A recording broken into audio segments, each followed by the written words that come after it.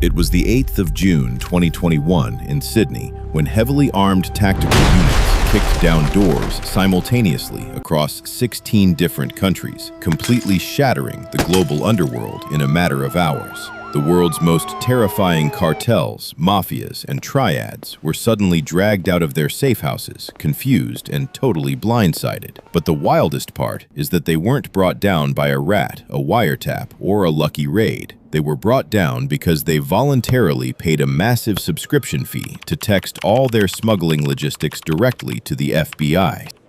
This is the story of Hakan Ayik, the flashy Australian-Turkish drug kingpin who accidentally became the greatest asset the federal government ever had. And the craziest part is exactly how the FBI tricked him into doing all their dirty work. To understand how a ruthless crime boss became an unwitting federal employee, we have to go back to 2018. At the time, the criminal underworld was in a state of absolute panic. Law enforcement had just dismantled Phantom Secure, a heavily encrypted phone network that cartels used to organize their drug empires. Suddenly, the most dangerous people on Earth had no safe way to communicate. They were desperately looking for a new platform, a digital safe haven where the cops could not follow them. Deep inside an FBI field office in San Diego, a team of agents saw this massive void in the black market. They knew another tech-savvy criminal would eventually step up to build a new encrypted network, so they decided to beat the cartels to it. The FBI approached a former Phantom Secure distributor who had already started developing his own secure messaging app called ANOM. He was facing serious prison time, so the feds offered him a deal. "We do not just want to listen to them," the lead FBI agent said, sliding a prototype phone across the interrogation table. "We want to own the entire network, from the ground up." "They will never trust a brand new app," the informant replied, staring down at the device, "unless the exact right person hands it to them first." That is where Hakan Ayik entered the picture. Ayik was not your average street thug. He was a massive influencer in the global drug trade, known as the Facebook gangster, because he loved posting photos of his diamond watches, luxury sports cars, and private jets. He was living entirely off the grid in Turkey, untouchable by international warrants. Most importantly, he had deep connections with the triads in Asia, the cartels in South America, and the biker gangs in Australia. His word was gospel in the criminal underworld. If Ayik said a product was safe, the biggest crime lords on Earth would buy it without asking a single question. Through a series of carefully managed undercover contacts, the informant managed to get an ANOM device directly into the hands of Hakan Ayik. The phone looked like a standard Google Pixel, but it had a hidden trick. To open the secret messaging app, the user had to open the calculator and type in a specific string of numbers. There was no email, no GPS, and no regular phone call capability. It looked completely bulletproof. Ayik tested it. He loved it. And without realizing he was holding a federal tracking device, he started doing the FBI marketing for them. "This is the Ghost Network," Ayik told a top lieutenant while sitting at a luxury cafe in Istanbul. "No cops, no backdoors, nothing. It is completely bulletproof." "How much for a device?" the lieutenant asked, leaning over the table to inspect the phone. "$2,000 up front," Ayik smiled confidently, "and worth every single penny." It was the ultimate business model.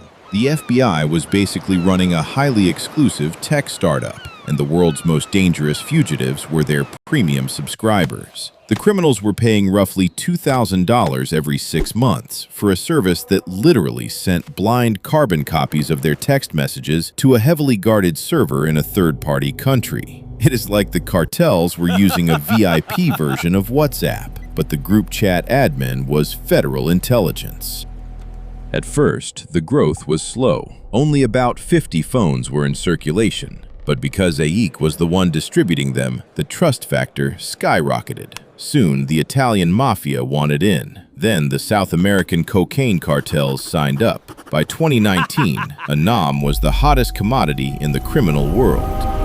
Inside the data centers, federal agents were practically drowning in intelligence. The criminals felt so secure on ANOM that they completely stopped using coded language.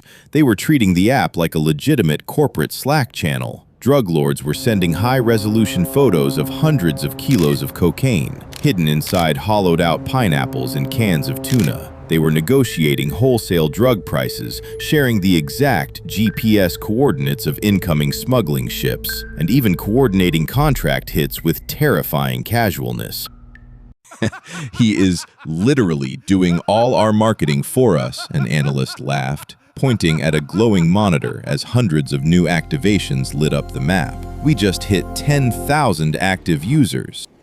Keep monitoring the feeds, the supervisor replied, shaking his head in disbelief. Wait until they start sending the shipment photos for this weekend. But things were about to get a lot worse for the syndicates, because the FBI was not just reading text messages. Every time a cartel boss sent a message, the app silently pinged their exact physical location. The feds were quietly building a complete high-definition map of the entire global drug trade. They knew who the bosses were, where they slept, who their corrupt customs officials were, and exactly how the money was moving. Over the course of 3 years, the FBI and their international partners intercepted more than 27 million messages. They were watching drug deals happen in real time. In several instances, police had to scramble to intervene and stop assassinations before they could happen, using fake traffic stops to arrest hitmen who had just received their targets on the ANOM app. The scale of the operation was unprecedented. The network grew to over 12,000 devices spread across 100 different countries, and the cartels had zero suspicion. Every time they encountered a glitch, they literally contacted ANOM customer support, which meant ruthless drug lords were sending angry tech support tickets directly to undercover federal agents. By the summer of 2021, the legal authority to run the server in the third-party country was expiring. The FBI knew they had to pull the plug. They had gathered enough evidence to dismantle entire organizations from the top down. On June 8, 2021, the trap finally snapped shut.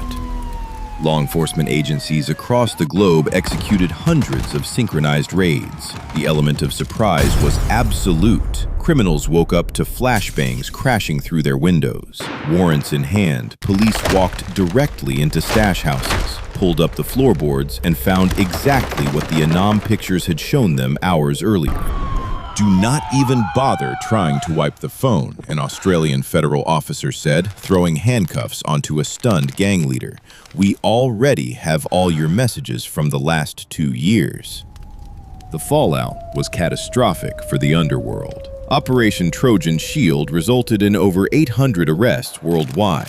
Authorities seized 8 tons of cocaine, 22 tons of cannabis, 2 tons of synthetic drugs, 250 illegal firearms, and nearly $48 million in cash and crypto. Entire syndicates were erased overnight. And right in the middle of the chaos was Hakan Ayik. He did not get arrested on the day of the raids, but his life was effectively ruined. The FBI publicly revealed exactly how ANOM was created and specifically named Ayik as the primary super-influencer who pushed the phones onto the streets. In a matter of hours, Ayik went from being the most respected broker in the criminal underworld to the guy who unwittingly snitched on every cartel, mafia, and gang on the planet. The federal government did not just destroy his business, they put a massive target on his back from the most violent people on Earth.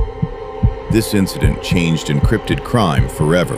But if you want to see an even crazier cartel blunder, you need to watch this video right here.